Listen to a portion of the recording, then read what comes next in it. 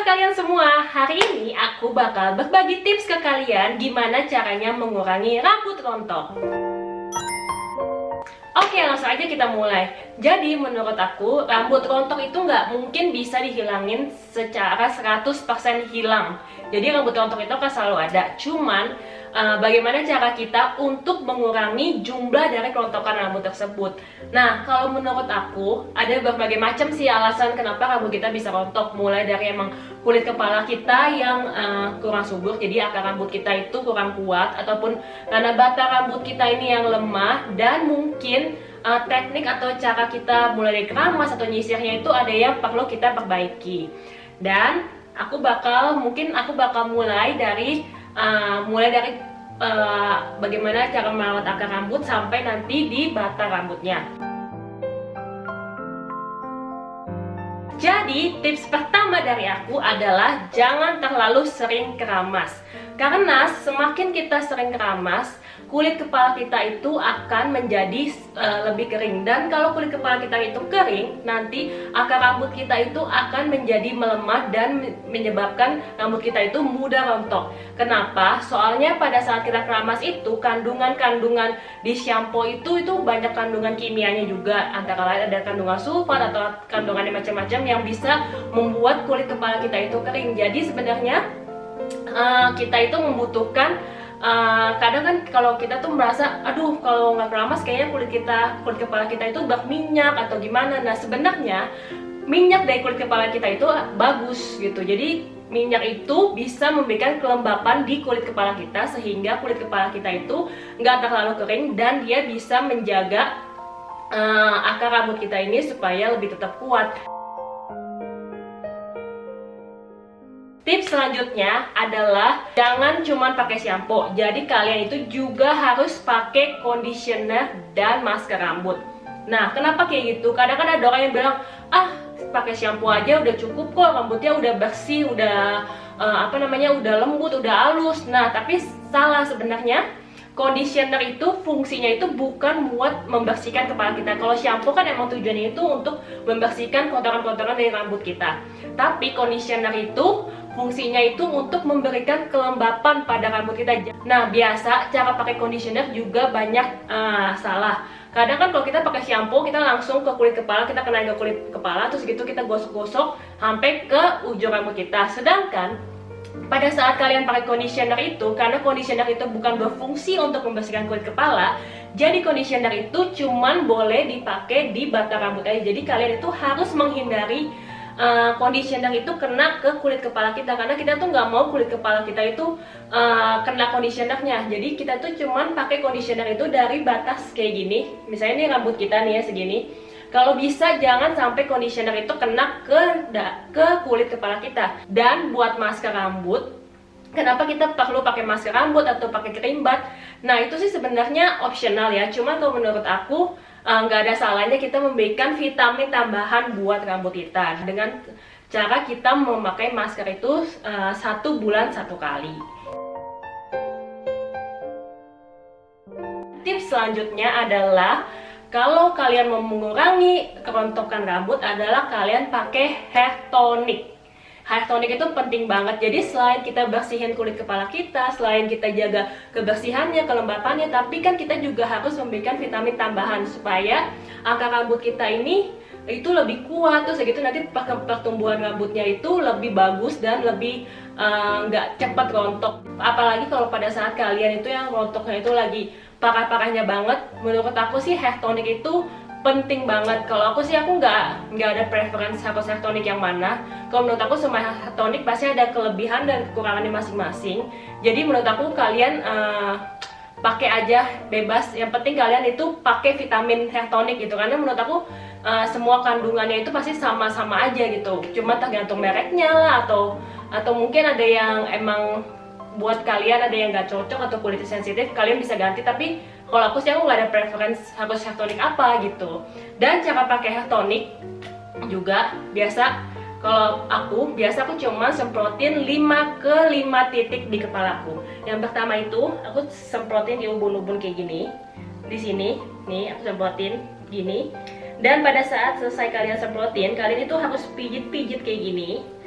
pijit-pijit nggak usah terlalu lama, 5 detik aja itu udah cukup supaya vitaminnya itu bisa meresap ke dalam kulit kepala kita. Dan biasa aku itu pakainya di titik sini, di ubun-ubun 1, terus di titik ujung di depannya 2, terus di belakang 2. Dan pastiin setiap kalian pakai hair tonic atau hair tonic di kepala kalian itu pijit-pijit gitu. Jadi supaya hair tonicnya itu bisa meresap secara maksimal. Tips selanjutnya, ini tuh penting banget apalagi buat kalian yang rambutnya panjang. Jadi adalah kalian harus punya vitamin tambahan selain hair tonic. Kayak misalnya nih, rambutnya kan panjang banget. Nah, kalau kalian cuma pakai hair tonic di sini doang, nah karena rambut kalian panjang itu, vitaminnya itu tuh gak bakal bisa mencapai ke batang-batang rambutnya ini. Jadi kita itu harus memberikan vitamin tambahan yang emang khusus dipergunakan untuk batang-batang rambut kita ini. Itu jadi selain kita pakai hair tonic di kulit kepala kita juga harus pakai vitamin tambahan untuk batang rambut kita. Nah, kalau aku lebih prefer itu pakai vitamin tambahan itu. Kalau buat di batang rambut itu aku lebih pilih yang bentuknya itu oily. Dan kenapa yang tipenya oil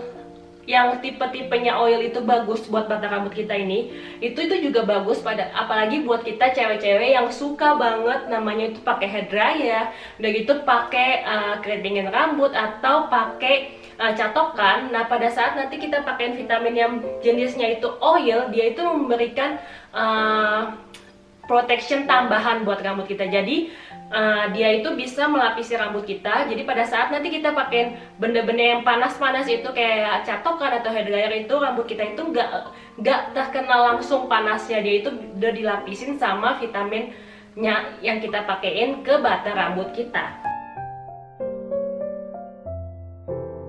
Tips selanjutnya adalah cara menyisir rambut. Apalagi buat kita cewek-cewek yang punya rambutnya panjang banget, pasti pada saat kita sisir itu selalu rontok. Aku sih jamin nggak mungkin pada saat rambut kita panjang, apalagi saat aku gini, aku tuh pasti kalau sisiran rambut itu pasti ada aja 1, 2 atau beberapa yang rontok. Nggak mungkin 0 sama sekali, itu kayaknya jarang banget sih terjadi. Nah, biasa kita itu sisir itu salah. Biasa kita itu nyisir itu begini kan, kayak dari atas langsung ke bawah. Tapi itu sebenarnya kalau menurut aku, kalau aku pribadi, aku nggak sisirnya kayak gitu. Jadi aku itu sisirnya itu aku akan bagi menjadi 2 bagian. Jadi aku bakal sisir yang atas-atasnya dulu, kayak gini, yang dekat ke kepala aku bakal sisirin kayak gini. Dan pada saat nanti buat yang ke bawah ini, aku akan pegang rambut aku kayak gini. Jadi aku nggak bakal tarik langsung semuanya ke bawah, karena biasanya tuh di batang-batang rambut kita ini tuh bakal ada beberapa rambut tuh yang kayak tersangkut-sangkut atau yang nempel satu sama lain. Nah, kalau kita pada saat kita langsung tarik ke bawah, itu akan membuat rambut kita itu jadi rontok. Jadinya dari yang tadinya bagus, tapi karena kita tarik, kita paksa, jadinya rambut kita itu bisa rontok. Nah, setelah kita pegang kayak gini, kita baru sisir gitu. Ini juga memberikan bantuan, jadi akar rambut kita ini itu nggak terlalu ketarik terlalu kencang gitu. Dan kalau menurut aku, nyisir itu juga nggak usah terlalu sering nyisir, karena semakin kalian sering nyisir itu, rambut kalian itu akan semakin banyak yang rontok. Nah, sisir itu mending kalau menurut aku itu pagi hari sebelum kalian mulai aktivitas. Dan yang kedua itu adalah malam hari sebelum kalian tidur. Dan yang penting lagi adalah hindarin menyisir rambut pada saat rambut kita itu masih basah. Jadi pada saat rambut kita itu masih basah, rambut kita itu setengah kali lebih lemah daripada rambut kita ini dalam keadaan kering. Jadi pada saat kita sisir rambut kita masih basah itu, pada saat kita masih basah, rambut kita itu akan nempel-nempel gitu kan, dia itu akan menempel satu sama lain. Kalau pada saat kita sisir itu, kemungkinan buat dia patah itu lebih besar dibandingkan pada saat kita sisir pada saat dia dalam keadaan kering.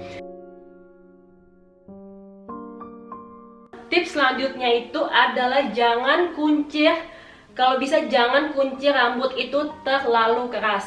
Biasa kan kalau kita tuh kuncir kayak misalnya kalian koncak kayak gini, kayak misalnya bener-bener yang sampai ketarik banget. Kalau bisa, kalau emang rambut kalian itu lagi rontok, hindarin mengunci rambut itu terlalu keras, karena kita itu kalau pada saat kita kunci rambut terlalu keras, akar rambut kita ini juga ketarik dan sirkulasi darah di kulit kepala kita itu juga bisa terhambat gitu. Jadinya bikin kulit kepala kita itu nggak subur gitu loh. Dan tips terakhir banget dari aku, kalau emang rambut kalian udah rontok parah banget dan kalian itu udah stres banget sampai kepikiran tentang kerontokan rambut kalian itu, biasanya kalau aku itu akan potong rambut aku.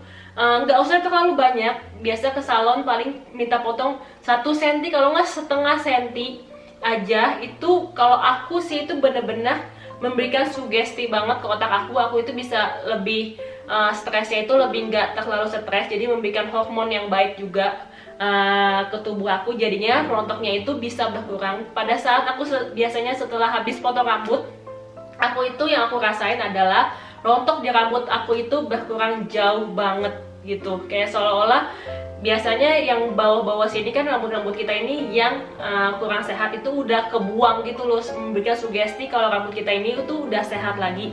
Jadinya itu bener-bener itu cara paling terakhir banget yang biasanya aku lakuin, yaitu adalah potong rambut aku sedikit. Either itu potong setengah senti atau 1 senti ataupun cuma rapihin poni aja. Itu biasanya itu memberikan sugesti ke aku itu bisa, kalau buat aku sih itu bisa mengurangi kerontokan rambut aku gitu.